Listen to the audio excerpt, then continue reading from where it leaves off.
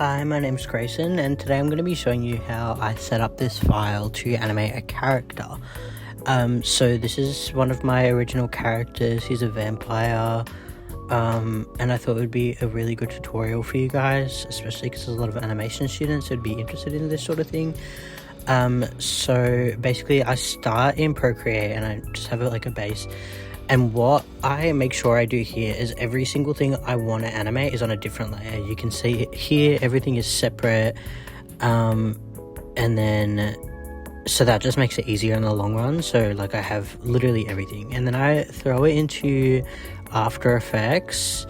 And there's a lot of pre-composing, and there's also a lot of playing around as well. I use puppet tools for this one to get the arm to move, and I also use parent layers because when you like see how the shoulder, the bicep and the forearm are all separate, when you add that as a parent layer it moves all of it as one. So here I am testing just to see how it looks. Obviously I need to connect that shoulder, but I also want it to look like semi-natural when I'm animating like this. So just also slowing it down a bit, messing around. Like this does take a long time. It is very particular, but I think the end result makes it worth it.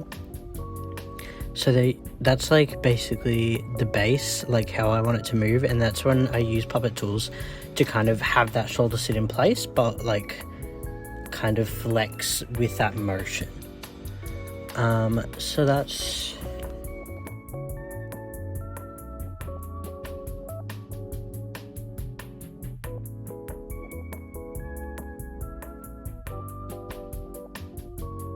then I make sure that like the hands part of the arm is like moving well. You just use that with a parent layer, so it will just connect to that cuff.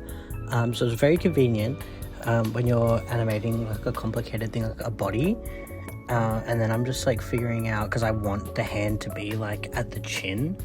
So I'm just moving everything down, making sure it's like all at the right spot.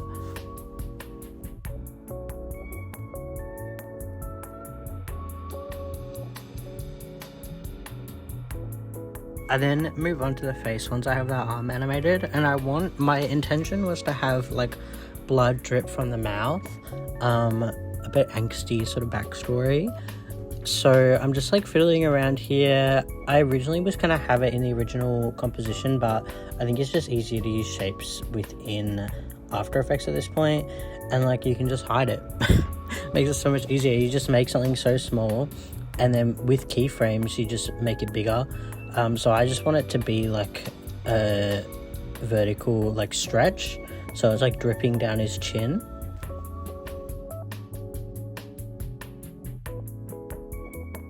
Then I go into animating the eyes, and the way I did this was I actually kind of didn't use the eyes that I originally drew, just because they're not as controllable as I should have set them up to be, which is fine because you can just use the shape tool, and I just rebuild that eye shape in After Effects. Makes it a lot more like easy to use as well because it's all in there. So I'm just like making sure it's the right size because I want the eyes to move down. So I'm also just color picking from the original artwork, so it has the same intention. And then just figuring it out, clicking around, making sure that it's the right size.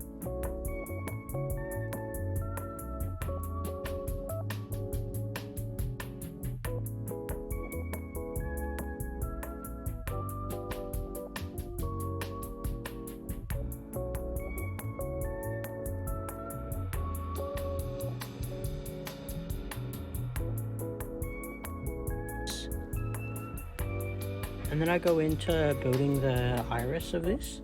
So obviously because he's a vampire, my original one was like slits, and I do think I eventually go back to that because I just didn't like the shape of these ones. Yeah, you can see it here. I just want them to be a bit thinner. And then building that light green reflection.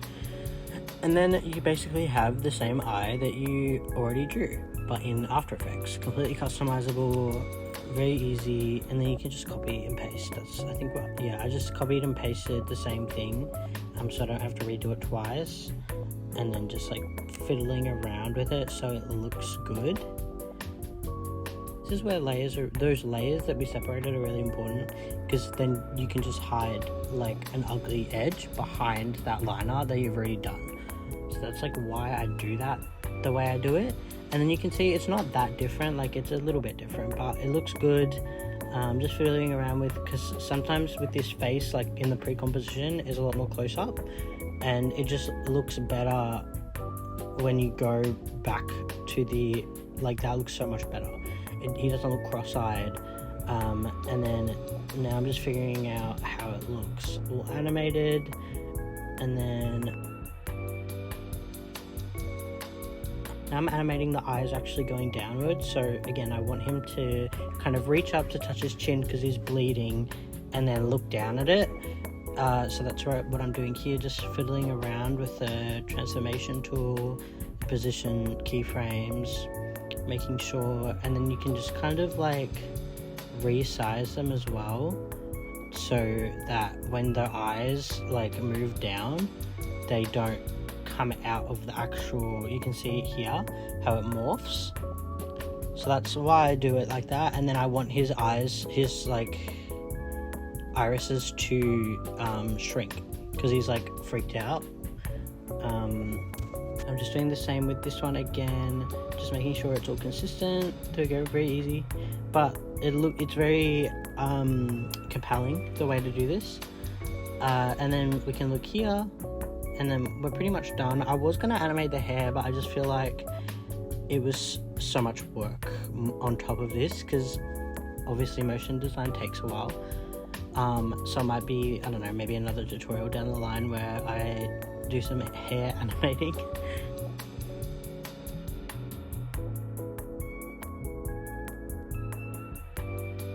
And I'm just putting in the eyebrows that weren't originally on there, but I think it's important to have eyebrows because they show a lot of emotion. So just like, again, like I will build something and then copy and paste it and then fiddle around with its position to make sure it actually looks good, because I think that's important as well.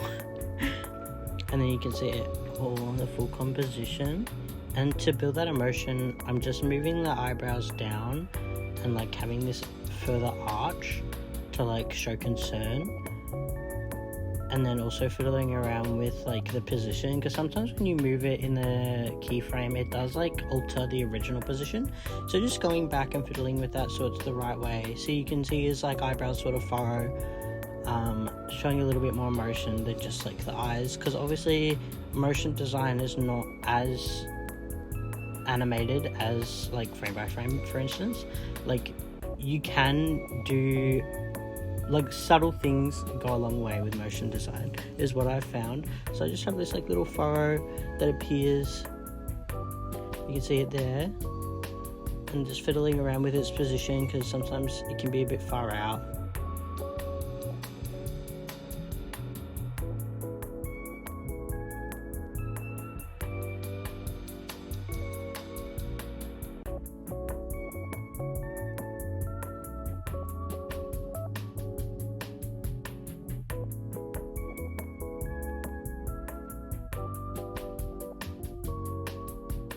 Just making sure everything's in order, making sure.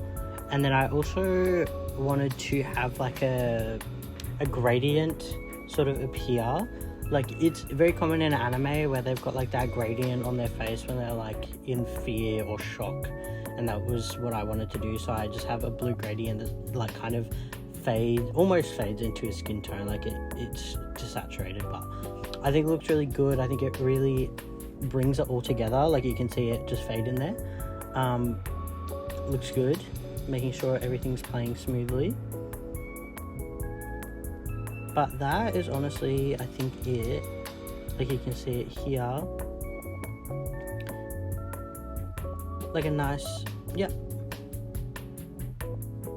It's pretty slow on After Effects, but once you export it, it's usually a bit quicker, but I think it looks pretty good. You can also speed it up post exporting as well, which sometimes is a bit easier.